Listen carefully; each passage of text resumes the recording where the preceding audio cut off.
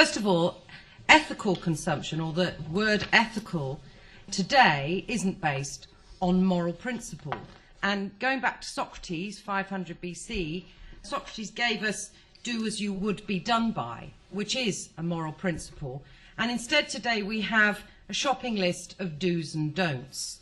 Take Fairtrade goods, for example. What's the real message here in this do as you would be done by? You scrape around in the dirt and live in a mud hut in the developing world, and I'll sip Fairtrade coffee and buy a nice chocolate bar and sit in a trendy brasserie, but you can have a little community building or roof for a school with your little surplus, as long as you fulfil a draconian list of conditions to get your Fairtrade stamp of approval and be part of that business, which ultimately means, if you look at the conditions, you stay poor. Because it is, as long as you don't use pesticides, as long as you're organic, as long as you don't use DDT to wipe out malaria, as long as you don't industrialise, as long as you don't develop huge mechanised plantations, as long as you don't use GM crops.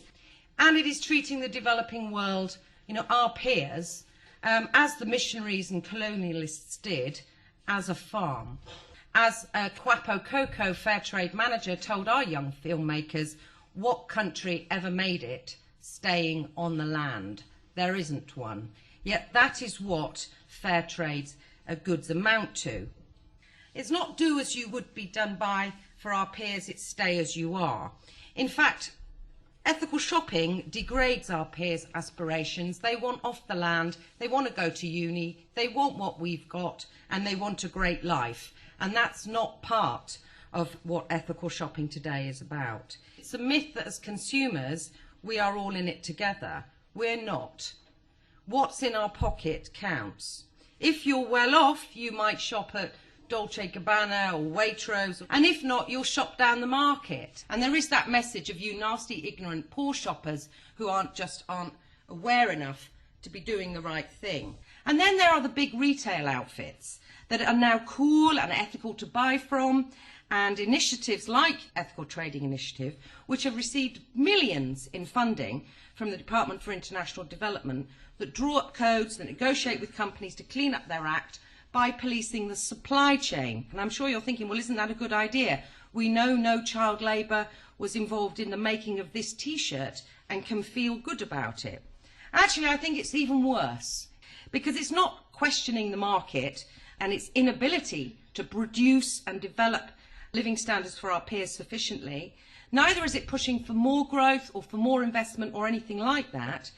These are effectively cool, behind-the-doors versions of the EU working out negotiations and bureaucratic schemes to help retailers look good. They don't campaign for more companies to productively invest in poor countries. They don't measure success on how many jobs they've created for our peers. They don't compensate kids who are banned from working, who actually have to work and need a decent income, as do their families. No, they police people in the developing world. This is a really disgusting third worldism, that abrogates and denies sovereignty and says you're poor, therefore you can't be trusted to be good. You'll be cruel to children. You're the source of original sin, and we don't like that. So we'll police you with our behavioural codes because we're rich and want to feel better about it. And on principle, I would say, don't buy it. And let's reclaim a decent moral code of do as you would be done by. I think if you want to talk about ethics in commerce or trade right now, you have to say everything we have bought over many centuries and how we've bought it has shaped our world today. It's made species extinct, it's changed habitats, it's changed the way people work periodically, industrial revolutions, green revolutions, that means pesticides, not the really green revolutions that we now are looking for. And I think that it's not unreasonable to say that how we do trade, how we engage in economies completely matters and can reshape our world. I think that what we have seen is a evolution in consciousness of how our behaviour as economic actors affects people who are out of sight. I think that many people have come to realise that what they do has a consequence. What they buy on a supermarket shelf has a consequence. I think what we need to be careful about when we engage in trade, economic activity that aims to deliver a better or a less harmful consequence, is not to fall into the trap of assuming that people are totally responsible for the situation that they're in. We are the beneficiaries of hundreds of years of imperialism and exploitation, and we should not forget it. We have advantages that other people do not have. What we can say about ethical consumerism is that some of it does not even give a jot, doesn't care a damn about the historic processes which have led up to where we are. The labels that sometimes we see on our products now don't just have standards, they do have values. Some of those values are very ugly. Some of them don't care at all about anything about justice, they don't care about people. Some of them are trying to address and change the status quo, and some of them are not. Alongside labels or certification marks, you also have brands, which we are all incredibly susceptible and prey to.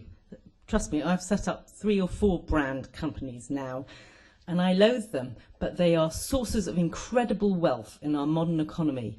I think ethical trade, or trade and economic engagement that is going to make a difference, needs to avoid our personal desires. And this is where I'm afraid the Socrates reference starts to fall apart. Because if we think ethics is really only about that individual imperative, then we're going to fall into the identity politics horrors that we've seen in the US. I am black, I am a woman, I am this, I am the other, and this is what I want. These types of motives are not going to change the world. To be ethical is to be moral, and therefore motives matter. So any consumer or any company claiming and wanting to be ethical has to examine its motives. And I would throw the question back, can anybody, a consumer or a company, really be ethical when they're only acting on self-interest? I don't believe so. So the thing for me is, watch out for, be smart, yes, be clever, and spot the companies, spot the people who are trying to make a difference. If necessary, go behind the labels. I think to answer this question, we need first to ask, if we could, people across the globe who make some of the goods that we consume. Ask the home workers who sew sequins on the Christmas party dresses who can't afford to send their kids to school. Ask the tens of thousands of people who have been sacked this year for joining a trade union.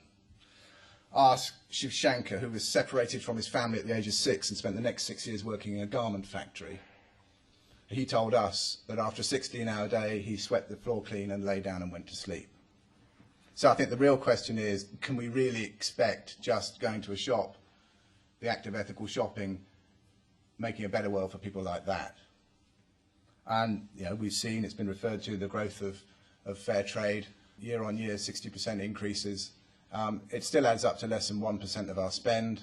And even if you stack up all the ethical consumerism trends that there are, from dolphin-friendly tuna to eco-friendly travel, it still comes to, I think, less than 6% of what we spend in shops. So I think the first thing I'd say, there's no escaping the conclusion that our ethical shopping is niche, it's small. In the economic downturn, the reality for many, many workers producing product around the world that we consume is that their real wages have fallen. The average Bangladeshi garment worker now spends 70% of her income on rice. Real wages for many have been declining year on year. So I think I'll put it to you that the harder you look, the harder it is to avoid the conclusion that whatever the ethical spend is, it's not making enough difference yet. And in fact, the uncomfortable truth is that collectively, we in the UK, as consumers, as a society, or as an influential player on the global stage, is that we're a very, very long way from being able to claim that we're all ethical now. So, what should we do to try and achieve the widespread improvements that are desperately needed for millions of workers worldwide? Well, the first thing I think we ought to do is look beyond this concept of what we're putting in our shopping baskets. It's not just one or two ethical label products we should be asking for, it's absolutely everything in the shop, and ethics stemming right across your business activities. It's no exaggeration today to say that conditions for millions of workers can hang on the actions of just one company, where they choose to invest, where they choose to source from, the terms on which they trade with their suppliers, how much time they give for them to produce their orders. These are things that can positively or negatively affect millions of workers and their families around the world. Now, Ethical Trading Initiative, we're an alliance of trade unions, of charities, of campaigning organisations, and our job is to get retailers to use their enormous influence for good. Last year, members of the Ethical Trading Initiative, very much working with their suppliers, instigated 85,000, I think it was, different improvements in workplaces across the globe. 40,000 different workplaces employing near 9 million people. So change can happen, but we've got so much more to do, and what's happening is only just a drop in the ocean. Powerful as global companies are, and more account that they should be held to, and important as their role is, I think we just have to stop pretending in debates like this that it's the job, or the sole job, of foreign brands to make lives better for people living on another side of the world. I think the workers that make the products, that grow and make the products that we consume, I would say need three things more than anything else. They need a government that's willing to implement laws designed to protect them and enforce them.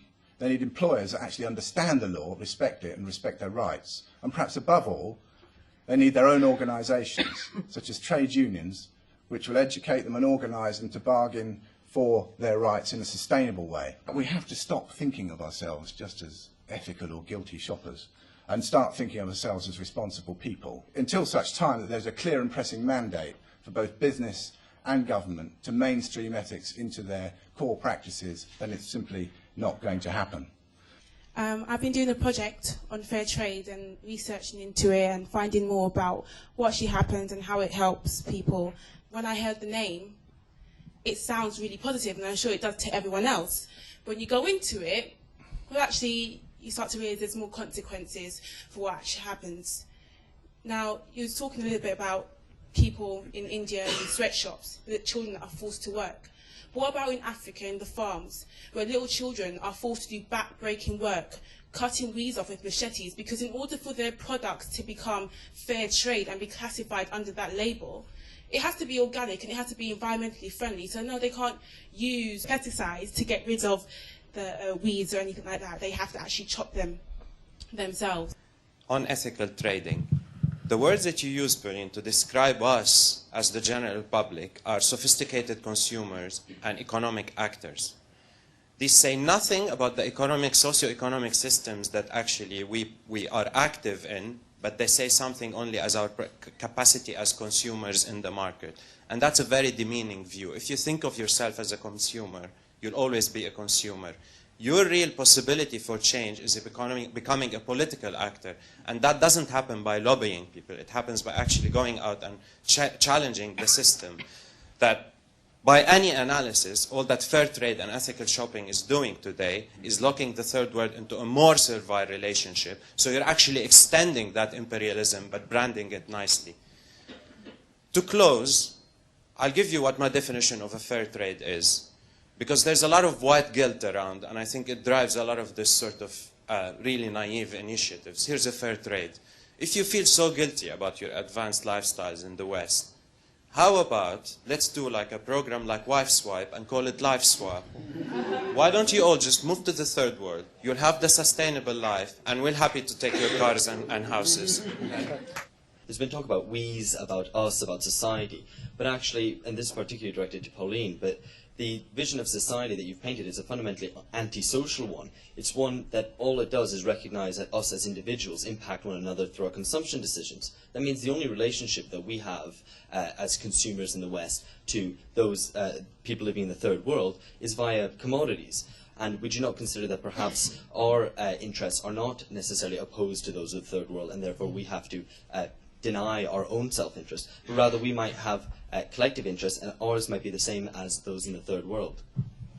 I think you need to do a little bit more work on what some of these labels stand for, because Fairtrade itself does not ban pesticides, and I don't want people to have a wrong impression. If someone wants to certify themselves as organic, then they have taken on an obligation not to use certain chemical substances in the management of their farms. Yes, I think that lots of people cash in on products that have cachet, right, for whatever reason. Some of them because they're certified as something, some of them just because they're super duper posh brands.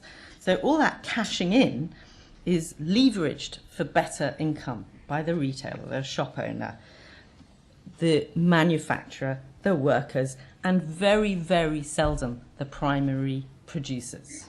Very, very seldom the workers. Because we've been working in these chains, looking at how you leverage more money from further up the chain back to the people who have no voice, aren't organised, and wouldn't know how to stand up without being killed, right, in some circumstances, or how to change their society.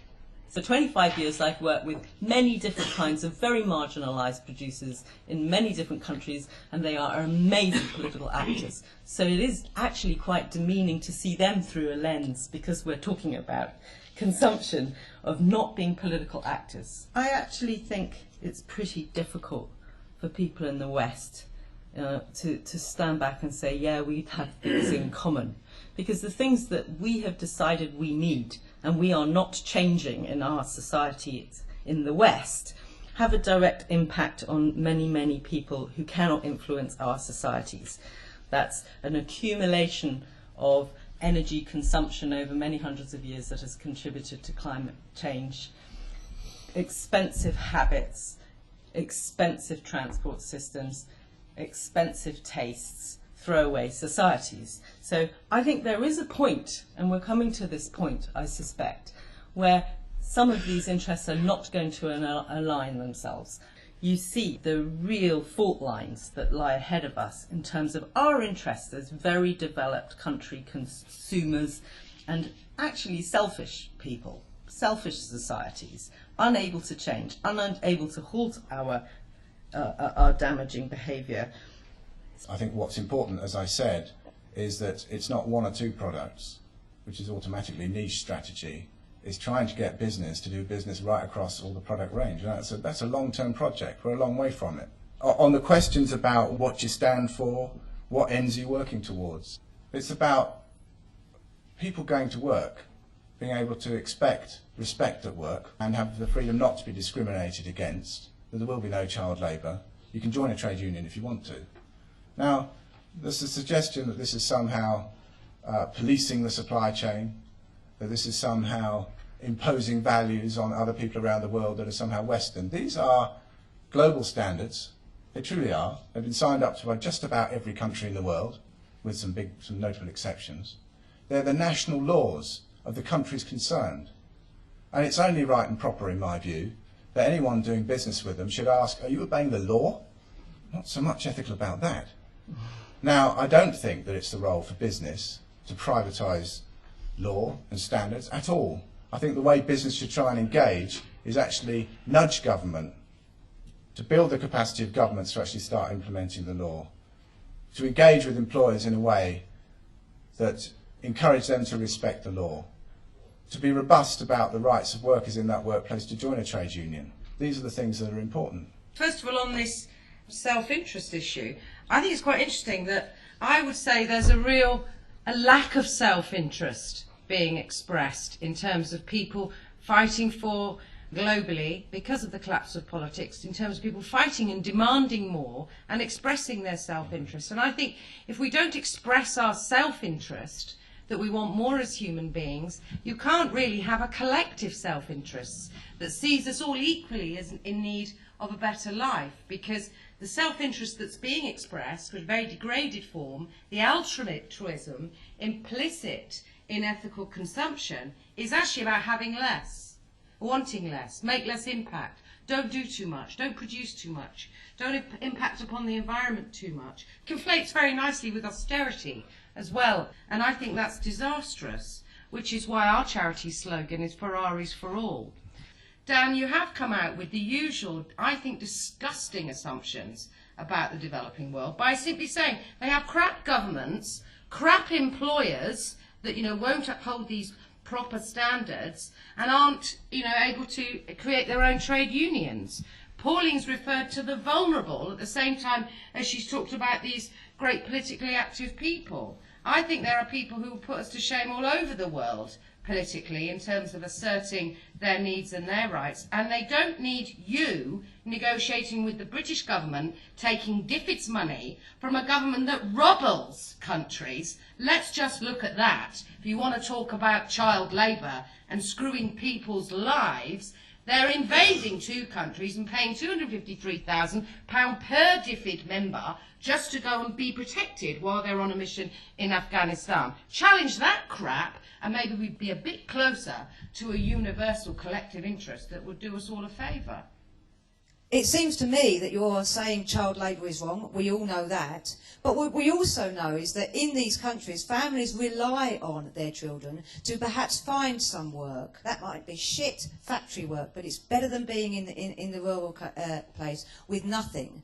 And so what some of this has done, to my knowledge, is actually said no children can work anymore in certain places. So where do they go? They go back home, and they're even more screwed. We in the North can boycott companies, but it should be those companies that are wreaking havoc on notions of international rights, because they don't uphold the standards which they really should. And the UN is moving towards this with, declarations on what international business should do to respect human rights. I think that's the main problem. So yeah, the North does have a responsibility, but it's to our corporations. So yeah, boycott Nestle, boycott Nescafe, it's good, because that is the problem.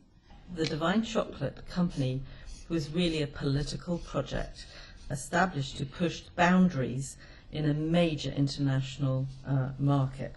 Cocoa producers earn nothing from a global chocolate industry, which is dominated by 5 companies. And I've heard a lot of very un-postmodern theories about how you should develop from by manufacturing things.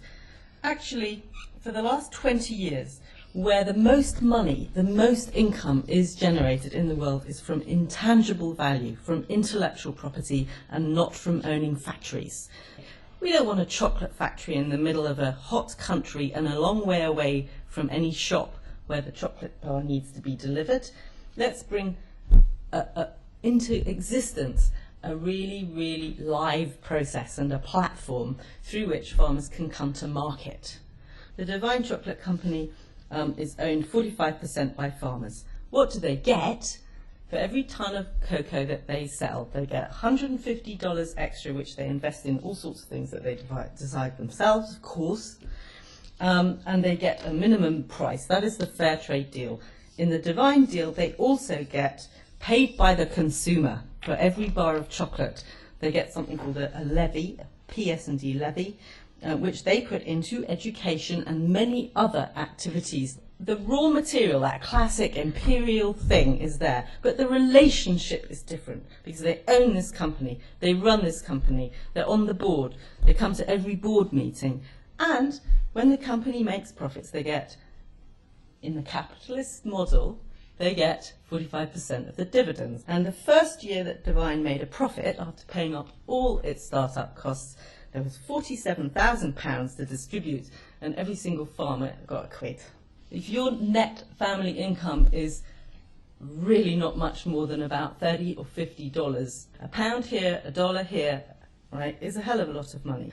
And some of you will have noticed they've decided to make Cadbury's Dairy Milk fair trade.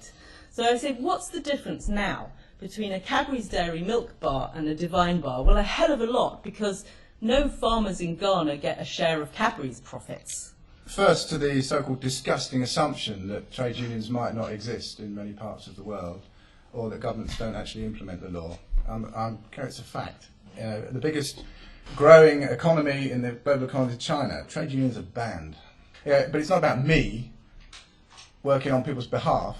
It's about working in partnership, if it's in the garment industry, with the global garment union that has 310 affiliates and directly represents 10 million workers in the industry. It's about them being able to do what they need to do. So I do reject these notions of this concept or this way of working being patronising. I also think there's an assumption in the room that this is about us doing stuff to them.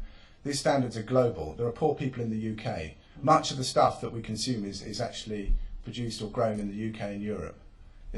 Much of it's grown or worked on by migrant workers from other countries whose rights have not been respected. Millions of people working at home are involved in the global garment industry.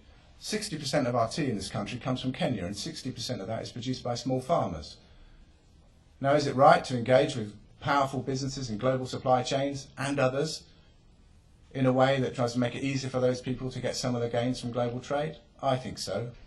Pauline's absolutely right in terms of, it's not just old-fashioned sort of steelwork type industrial production that is creative of new value.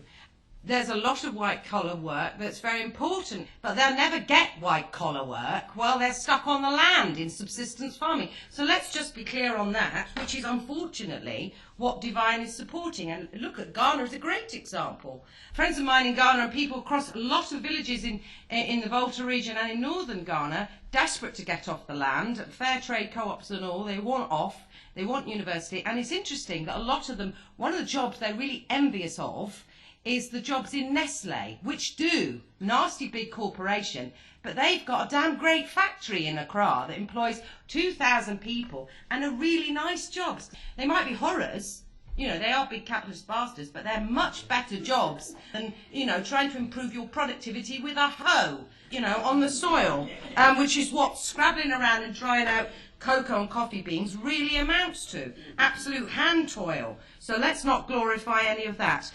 Least you can do when you go from here is don't lie and don't buy this crap, but really do as you will be done by in terms of how you think about development and the needs of our peers and ourselves.